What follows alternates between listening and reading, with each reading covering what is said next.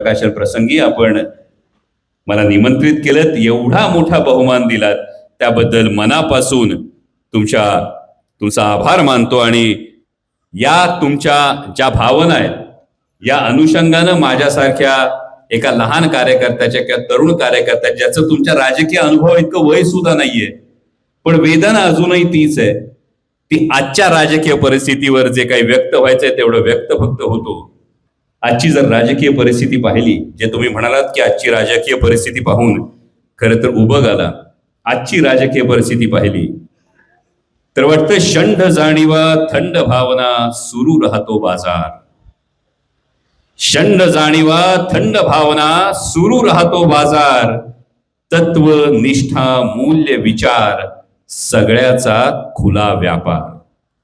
शून्य सुद्धा मोजता येत नाहीत असे आकडे फेकले जातात, ज्याच्यावरचे शून्य सुद्धा मोजता येत नाहीत असे आकडे फेकले जातात। मी म्हणवणारे महारथी इथं हातोहात विकले जातात। तत्व किळस उबक शिसारी सगळं काही दाटून येतं का, कशासाठी, या प्रश्नांपुढचं प्रश्नचिन्ह आणखी घडत होतं।